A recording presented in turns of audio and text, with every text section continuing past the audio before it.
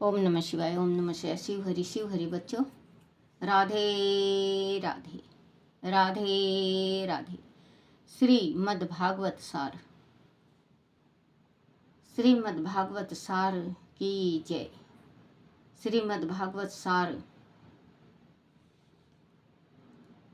961।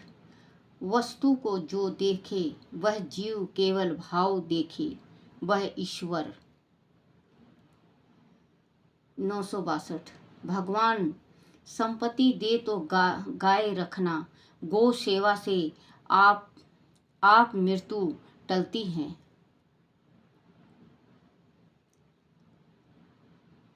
आप मृत्यु टलती हैं। 973। अपने पास खूब हो किंतु दूसरों को कुछ दे नहीं, वह धेनु का असुर। वह गर्दभ देह को ही सर्वस्व समझे वह धेनु का असुर। बच्चों, जिसके पास दौलत है और दौलत हो के भी वो दान नहीं देता या अपने घर में गाय नहीं बांधता, क्योंकि गुंजाइश के ऊपर ही गाय को बांधना चाहिए। खुद भूखे मरो और गौ को नहीं बांधना चाहिए, क्योंकि खुद तो भूखे मर रहे हैं तो गौ को कहाँ से लाके चारा डालेंगे। तो रजे हुए गौ, जो घर गृहस्थी है रजा हुआ, उसको एक गाय जरूर पालना चाहिए।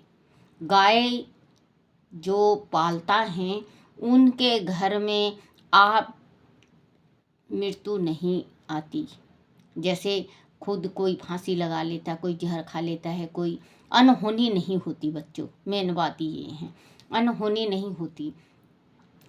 तो हमें एक गाय जरूर बांधना चाहिए। और ब्राह्मण के घर में देखो बच्चों, एक गाय जरूर होना चाहिए, क्योंकि हमारे पास तो बच्चों देखो इतना ज़मीन नहीं है जो कि गाय का एक छोटा सा वो बना के हम गाय रख सकें।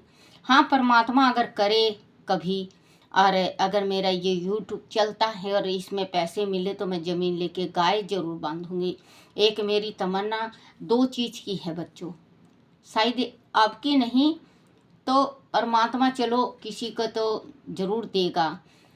क्योंकि एक तमन्ना मेरी ये है कि मैं मंदिर बनवाऊं, और दूसरी तमन्ना मेरी ये है कि मैं गाय, जैसे गौशाला होती हैं, खूब सारी गौ होती हैं, और कभी किसी गौ को मैं उसको रोला रोली करके आऊँ, कभी किसी गौ को। मुझे बहुत अच्छी लगती हैं गौ, लेकिन ये मजबूरी है, क्योंकि हम बच्चों, जब मेरी शादी हुई थी तो मैं 2 गौ रखा करती। गौ, फिर एक गौ मर गई थी, दूसरी गौ मैंने अपनी सास के हाथ से दान करवा दिया था। क्योंकि गौ दान और गौ पालन बहुत बड़ी चीज़ होती है। और एक गौ तो बच्चे जिस टाइम हम दान कर रहे थे, आज से 6-7 साल पहले, क्योंकि मेरी सासू एकादशी का उद्यापन करके नहीं मरी थी, वो अपने जिद्दी थी मेरी सास थोड़ा। हम 3 हैं, दुरानी जेठानी, हम 3 भाई थे, सबसे बड़ी मैं हूँ। तो वो कहती, बोले तेरे हाथ से मैं एकादशी का व्रत उद्यापन नहीं करवाऊंगी, मैं तेरे हाथ से नहीं करवाऊंगी। लास्ट में मैं बड़ा बोल नहीं बोलती है मेरे कान्हा, हे मेरे कन्हैया मुझे क्षमा करना। क्योंकि जब बात थोड़ी सी कुछ आ जाती है तो मैं कह देती हूँ, और मुझे माफ़ करना बच्चों।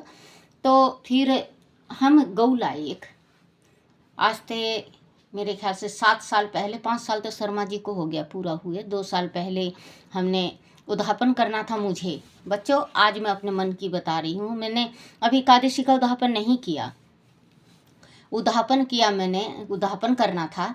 तो हम सारे चीज़ का इंतज़ाम करके 2 दिन पहले मैं पंडित के पास गई, और पंडित से कहने लगी कि पंडित जी ऐसे ऐसे 26 ब्राह्मण चाहिए, और एक हमारा पुरोहित और पुरोहितनी आए थी, तो 26 ब्राह्मण चाहिए। वो कहने लगे, बोले हाँ एकादशी का उद्यापन कर में 26 ही होता है। तो मैं कहने लगी कि उद्यापन में पंडित जी कोई, वो बोले कि उद्यापन अगर आपकी सासू ने कर रखा हो और नहीं कर रखा हो तो आप अपनी सासू का निमित्त उद्यापन करो, क्योंकि आपका उद्यापन नहीं लगेगा। फिर बच्चों, मैंने उद्यापन किया था। गौ लाए थे, सफ़ेद रंग की गौ थी, बहुत सुंदर गौ थी। तो जिस टाइम हम गौ बच्चों ब्राह्मण को देने लगे, पुरोहित को, क्योंकि ब्राह्मण का भी पुरोहित होता है, तो हमारा तो पुरोहित है बच्चों, अब आप लोगों का मुझे नहीं मालूम। तो हम पुरोहित को दान करने लगे। तो बच्चों उस टाइम गौ ने मूत्र, हमारे हाथों में ही मूत्र और गोबर, हमारे पति पत्नी दोनों के, पंडित जी के हाथ में और मेरे हाथ में, हमारे दोनों के हाथ में अंजला भर गया गोबर का और बाथरूम का। तो ब्राह्मण कहने लगा, बोले ये करिश्मा हमने पहले दफे देखा, जो कि गौ दान करते वक्त तुम्हारे हाथ में पूंछ है और तुम्हारे हाथ में दोनों शुद्ध हो गए और सातों पोस्त तर गए। तो बच्चों गौ का दान बहुत बड़ा दान होता है। और एक अगर आपके पास गुंजाइश हो तो आप गाय जरूर रखो। गाय से देखो बच्चों, गाय दूध देती है ना, अमृत, जो दूध होता है ना वो अमृत होता है। ये जो मोटे मोटे चश्मे चढ़ते हैं ना, मेरे भी चश्मा चढ़े 3.5 नंबर का, मेरे तो जलने के बाद चढ़ा है बच्चों। तो गौ का दूध पीने से अगर किसी के भी आँख खराब है, आँख से धुंधलापन दिख रहा है, तो 3 महीना लगातार दूध मिश्री के साथ लेके देखो बच्चों। सिटका मिश्री जो तागे वाला मिश्री होता है, उस मिश्री के साथ आप दूध पीते हो गौ का, तो बच्चों देख लेना आपका आँख, जैसे बच्चे का आँख होता है वैसे आँखें बिल्कुल ठीक हो जाएगा। तो हम तो यहाँ शहर में रहते हैं, थोड़ा इतना ज़मीन नहीं है जो कि हम गाय को बांध लें। हाँ, कभी परमात्मा अगर देगा, पैसा कभी दिया परमात्मा, तो ये 2 इच्छा तो मेरी ज़रूर है, पर वो इनके हाथ में है, भगवान के हाथ में, मेरे लड्डू गोपाल के हाथ में। अगर इन्होंने पूर्ण करनी होगी तो ज़रूर बुढ़ापा में भी पूरा हो सकता है। क्योंकि कहते हैं बच्चों, कभी सोच को, अपनी सोच को देखो, ये ईश्वर की इच्छा है, ये इन्हें पूरा करना है नहीं करना है, हमारे किस्मत में है या नहीं, हमारे किस्मत में क्या है, इनको पता है, हमें नहीं। लेकिन सोच हमेशा ऊंची रखनी चाहिए, सोच कभी घटिया नहीं रखनी चाहिए। जिसने घटिया सोच रखा ना बच्चों, देखो हम ऊंची सोच रख रहे हैं, नहीं हो रहा है, वो भगवान की इच्छा। सोच तो ऊंची है, सपना में जैसे आँख, कभी कभी बच्चों मैं धुन में भजन भूजन करती हूँ, तो मैं कभी कभी जैसे याद रखती हूँ, तो मैं आँख बंद कर लेती हूँ, भगवान को याद करती हूँ जिस टाइम। तो आपको यकीन नहीं होगा ना, तो मुझे ऐसा ही लगता है जैसे कि मेरा मंदिर है, गौओं की सेवा कर रही हूँ, ख्याल आता है। तो ख्याल गंदी थोड़ी ना है बच्चों, अच्छी सोच रखो, जो अच्छा सोच हो।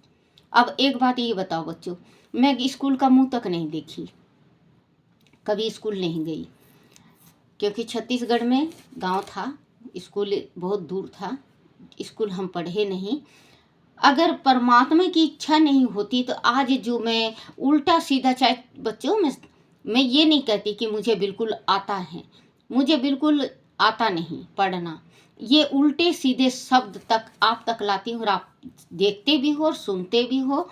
और बच्चों आपने ये बोलना नहीं आता, ये सकपकलाइज क्या कहते हैं बच्चों, ये भी आपने 500 से ऊपर हो गया है मेरा, ये भी आपने किया है। अगर देखो बच्चों, कभी भी छिपा के, लुका के, झूठ बोल के कभी कोई कार्य नहीं करना चाहिए, उस कार्य को भगवान पूर्ण नहीं करता। सच्चे मन से अगर आप कुछ भी कार्य कर रहे हो, परमात्मा आपका साथ देगा। आप ये एक पल्ले में बांध के रखना, कभी भी पल्ले में, कभी भी याद आ जाए तो ये जरूर कहना कि हाँ, दादी ने कहा था कि सच का साथ दो। सच का जिसने साथ दिया है परमात्मा उसका साथ कभी नहीं छोड़ता, कभी भी नहीं छोड़ता।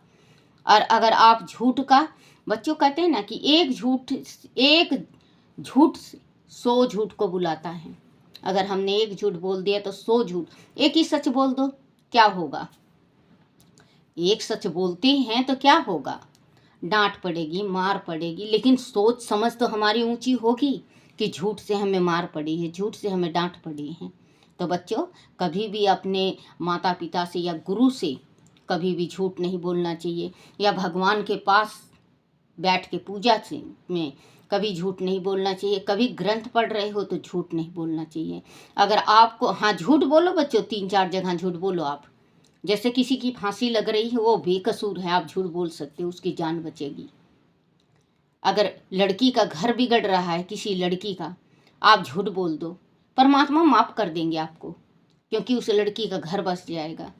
तो बच्चे, छोटे छोटे बात में बड़ी बड़ी चीज़ें होती हैं। और जो हो के, जो हमारे पास माया है, लक्ष्मी है, और हम दान नहीं करते तो हम गधा बनते हैं। वो गधा, जैसे कि खूब, गधा के ऊपर कितना भी लाद दो, उसको ये ही नहीं पता, वजन का ही नहीं पता होता, ढेचू ढेचू करता घूमता रहता है। और चाहे उसको लक्स या लाए बुआए साबुन से नहला दो उसको, और फिर छोड़ दो, देख लेना कीचड़ में लोटी पोटी। तो वही होता है कि जो कंजूस होता है उसके पास माया आ जाता है, वो कंजूसी में कर माया जोड़ माया जोड़ माया जोड़, और यहीं रह जाता है। कुछ लेके जाते हैं, आप नहीं लेके जाओगे, मैं नहीं लेके जाऊंगी, हमारे जो पुरखे गए हैं वो नहीं लेके गए, आगे जो जाने वाले हैं वो नहीं लेके जाएंगे, कोई भी नहीं लेके जाता बच्चों। साथ में जाता है हमारा दान, हमारी भक्ति, हमारा बोल चाल, हमारा स्वभाव। यही स्वभाव बोल चाल यहाँ रहता है, जो दान किया हुआ है वहाँ जाता है। 2 दान जाते हैं हमारे साथ, एक माता पिता का सेवा ऊपर जाता है। 963 अपने पास खूब हो किंतु दूसरों को कुछ दे नहीं, वह धेनु का सुर, वह गर्दभ देह को ही सर्व सौ समझे, वह धेनु का सुर। 964 यह संसार दावाग्नि है, चारों ओर से यह जीव को जलाता है। दावा अग्नि, यह संसार दावाग्नि है, चारों ओर से यह जीव को जलाता है, यह चारों तरफ से सुलगता है। दुख रूपी अग्नि सबको जलाती है, इसीलिए आंख बंद कर रखो और भगवान के नाम का चिंतन करो, इससे प्रभु दुख दूर करेंगे। संसार दीर्घ रोग्य विचार पर मोषद सो धाम। 965 भगवान का नाम जपते हुए तन्मय हो जाए तो दावाग्नि दूर होती है, दावा अग्नि दूर होती है। 966 वेर रूपी विष का हृदय में संग्रह मत होने दो। 957 कम खाने वाले का शरीर स्वस्थ रहता है, गम खाने वाले का मन स्वस्थ रहता है। अधिक खाने से बदहजमी और क्रोध से शरीर का नाश होता है। बोलो श्री कृष्ण भगवान की जय। बोलो हरिवंश पुराण की जय। हरिवंश पुराण में बाल कृष्ण के चरित्र। हे राजन, रोहिणी से बलराम के उत्पन्न होने का समाचार तो वासुदेव पहले सुन ही चुके थे। अंत वह शीघ्र ही ब्रज में जाकर नंद से मिले और उन्हें कृष्ण तथा बलराम दोनों का पालन अति सावधानी पूर्वक करने का निर्देश दिया, क्योंकि वह जानते थे कि कंस ने कैसी आदि असुर को स्वतंत्र घूमने का आदेश दे रखा है। इसके बाद वह वापस मथुरा लौट आए। कृष्ण द्वारा सकट टूटना वेशमपायन जी ने आगे कहा, नंद दोनों बालकों के नामकरण आदि संस्कार करके सावधानी पूर्वक उनका पालन करने लगे। बड़े का नाम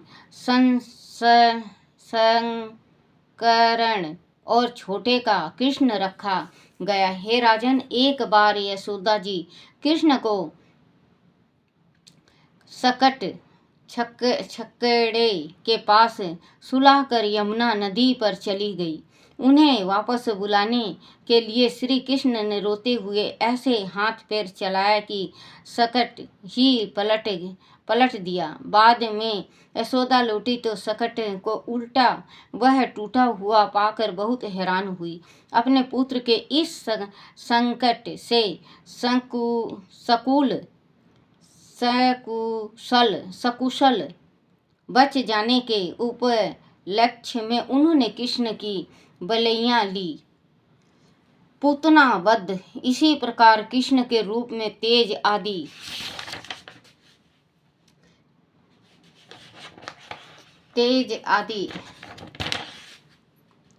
की प्रशंसा सुनकर बाकासुर की बहन पूतना, जो कंस की बधाई थी, ब्रज में आई। उसने अपने विष सने स्तन का पान करा कर कृष्ण को मार डालने की चेष्टा की, किंतु श्री कृष्ण भगवान का तो कुछ ना बिगड़ा। उल्टे श्री कृष्ण पूतना के स्तनपान के साथ उसके प्राणों को भी पी गए। बाद में समस्त जनों को कृष्ण के निकट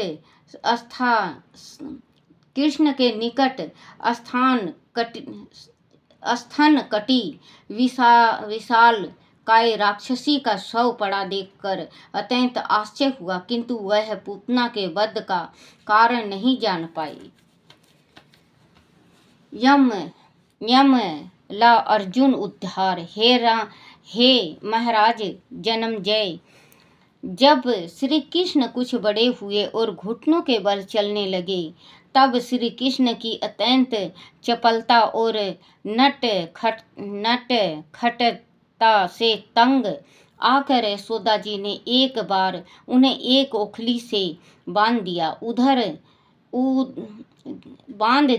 उदर पर दाम रस्सी बांधे जाने से कृष्ण का एक नाम दामोदर भी हुआ। श्री कृष्ण यशोदा के काम लगते ही ओखली को खींचते हुए बाहर निकल आए। वह यमल व अर्जुन नाम के दो जुड़वा वृक्ष साथ साथ ही उगे थे। श्री कृष्ण उन वृक्षों के बीच में से, बच्चों, अगर आपके पास ये हरिवंश पुराण हो तो आप की जो स्त्री हैं, आपके घर में चाहे कोई भी स्त्री हो जिसको संतान नहीं होता हो, पति पत्नी अगर सुने इसको लगातार 1.25 साल सुने तो उसकी झोली जरूर हरी हो जाएगी और कृष्ण के जैसे नटखट उसको बच्चा होगा, संतान होगी। आप इसमें हर एक चीज दे रखा बच्चों, इसमें पीछे भी दिया है और आगे भी देगा। मैं आपको पढ़ के सुनाऊंगी, क्योंकि इसका जिस टाइम हरिवंश आप पुराण पढ़ो तो आप, जैसे मैं रखती हूँ शंकर भगवान को, छोटा सा शिवलिंग है मेरे पास, सामने रख के मैं वो करती हूँ, और आप भागवत पुराण में सवेरे डालती हूँ तो मैं फोटो बना के डालती हूँ। आप देख लेना कि शिव जी मेरे सफ़ेद रंग का है, क्योंकि ब्राह्मण का जो शिवलिंग होता है वो सफ़ेद रंग का होना चाहिए। तो सफ़ेद रंग का शिव जी सामने होते हैं मेरे। लड्डू गोपाल और राधा कृष्ण, पहले राधा कृष्ण, फिर लड्डू गोपाल, फिर छोटा सा शिवलिंग गौ। ये अगर आप रख के, अरे इसको हरिवंश को अगर आप पति पत्नी दिल से आप सुनते हो और लड्डू गोपाल की आप भक्ति से भाव से प्रार्थना करते हो और अपनी झोली पसार के मांगते हो कि एक पुत्र मुझे आप अपने जैसे दे दो, बच्चों 100 का 100 ये गारंटी है कि लिख के देना है कि हाँ आपके घर में संतान होगा। चाहे आपकी शादी को 10 साल हो गया हो, चाहे 5 साल हो जाए, चाहे 8 साल हो जाए। बच्चों आप करके देख लेना। आप इसका इतना बड़ा, इस ग्रंथ का इतना बड़ा महत्व है कि इसमें आगे मैं पढ़ के सुनाऊंगी कि कौन कौन कैसे कैसे मंत्र होता है। इतना मंत्र स्पष्ट नहीं आता क्योंकि जबान मेरी ज़्यादा पलटती नहीं है। तो आप बच्चों ज़रूर से ज़रूर, आपके कोई अड़ोस में पड़ोस में चाहे कोई भी हो, आप ये कह दो कि हरिवंश पुराण लेके आओ और आप पढ़ो। देख लेना बच्चों, आपके घर में खुशियाँ जरूर आएंगी।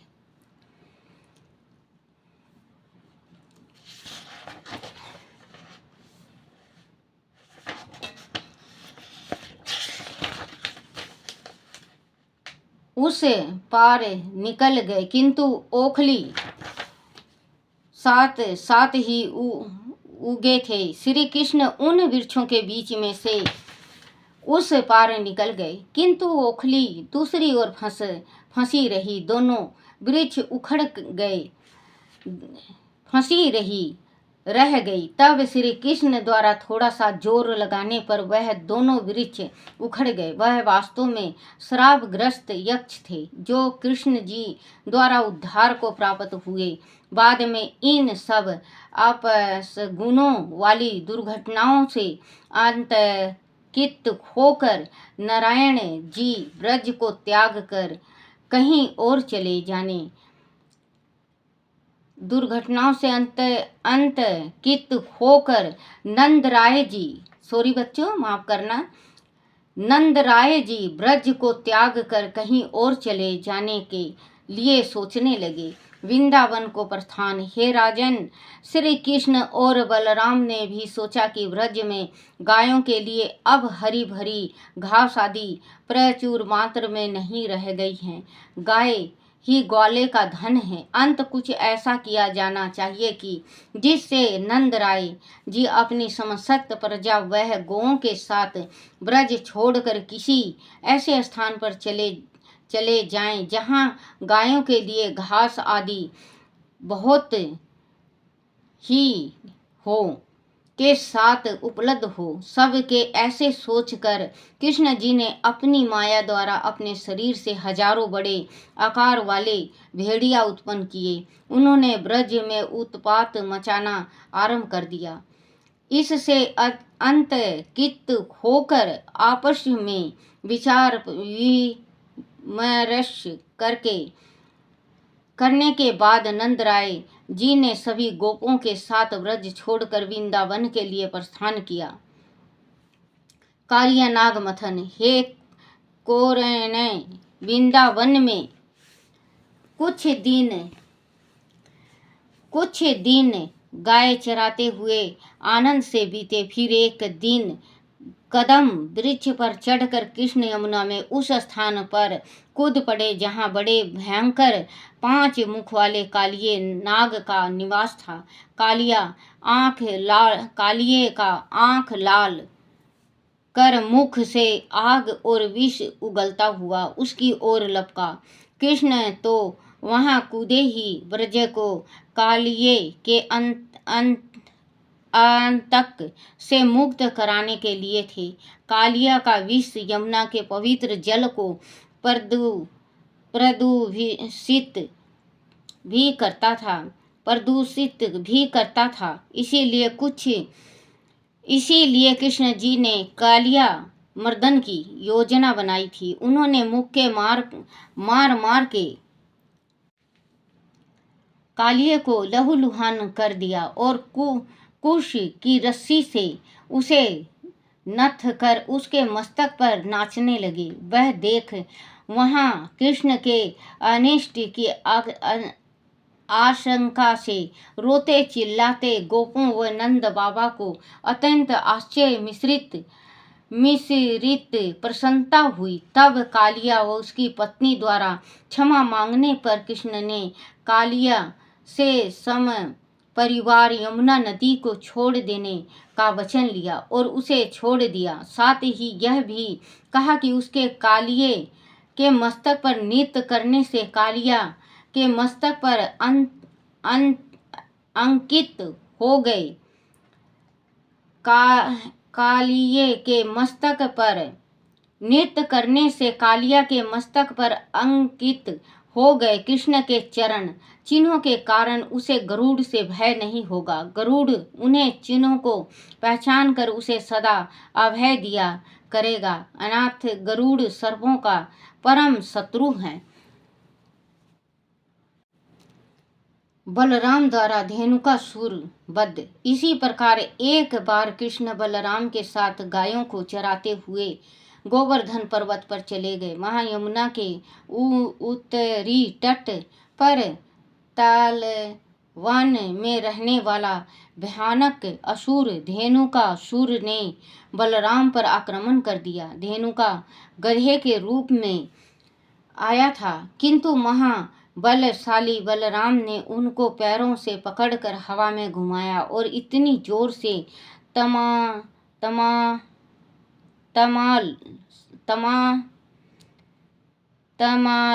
तमल वृक्ष पर पटका कि धेनुकासुर की सब हड्डियां चूर्ण हो गई। इस प्रक्रिया में वृक्ष से गिरे फलों को खाकर बलराम व कृष्ण ने अपनी भूख मिटाई। बाद में बलराम ने उसे धेनुक स्वर के अनुयामी अन्य असुर गर्दभों को भी इस प्रकार पटक पटक कर मार डाला।